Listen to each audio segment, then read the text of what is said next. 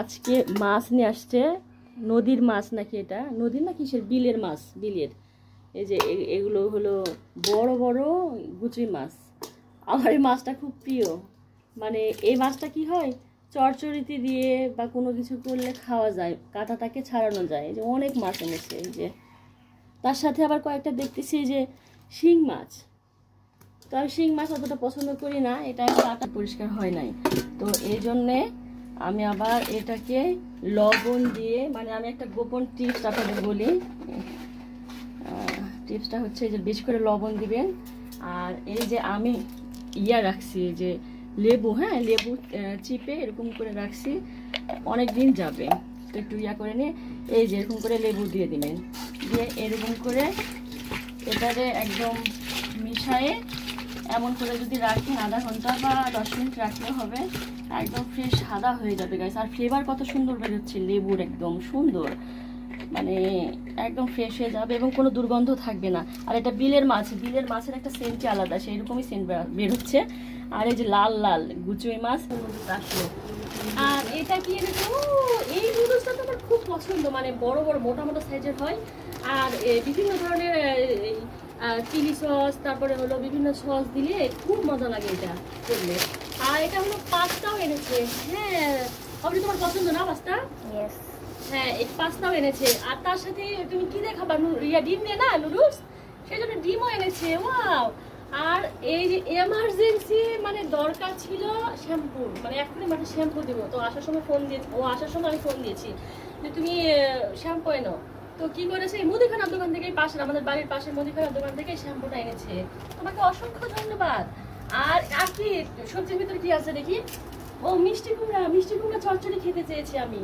তো মিষ্টি কুমড়া কি দিয়ে চচ্চড়ি খাবো? ওয়াও, এদিকে দেখি চিংড়ি মাছ এনেছে, চিংড়ি মাছ দিয়ে আজকে মিষ্টি কুমড়া চচ্চড়ি করবো। আর এই যে গাইস পুঁই শাক, কত সুন্দর একদম লকলকা পুঁই শাক। এই পুঁই শাকটা কি করবো, ভাজি করবো আজকে। আর কি হবে, ওয়াও এদিকে দেখছি গরুর ভুঁড়ি এনেছে। তাহলে আজকে কি হচ্ছে, গরুর ভুঁড়ি, এই যে মোটা মোটা সাইজের গরুর ভুঁড়ি। আমি আবার হলো এই মানে যে চিকন চিকন যে ভুঁড়িগুলো, ওগুলো আমার পছন্দ হয় না। এই যে এরকম সাইজের মোটা মোটা গুলো আমার বেশি ভালো লাগে খাইতে, মজা লাগে আর কি গাইস। আপনাদেরও কি তা এরকমই মজা লাগে? এই যে এরকম করে। তাহলে আজকে গরুর ভুঁড়ি হবে রান্না, আর চিংড়ি মাছ দিয়ে হবে মিষ্টি কুমড়া, আর শাক হবে ভাজি। এই 3 আইটেম আজকে হবে গাইস। কেমন হলো আজকের বাজারটা গাইস, একটু কমেন্টে জানাবেন প্লিজ, অবশ্যই। এই তো মুড়ি দেখছো, অনেক মোটা। হ্যাঁ তো সেদ্ধ হচ্ছে, এই গরুর ভুঁড়ি সেদ্ধ হচ্ছে।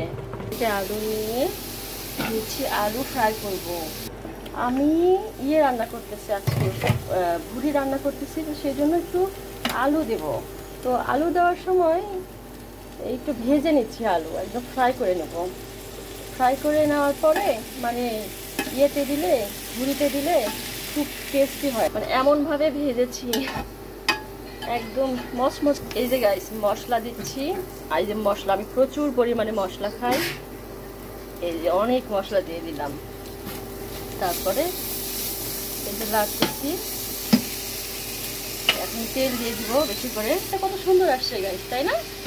খুব সুন্দর আসছে। এই যে এখন এই ভুঁড়িটা দিয়ে দেবার ভিতরে সবগুলো, হ্যাঁ সবগুলো দিয়ে দিলাম, দিয়ে এখন নাড়াচাড়া করতে হবে।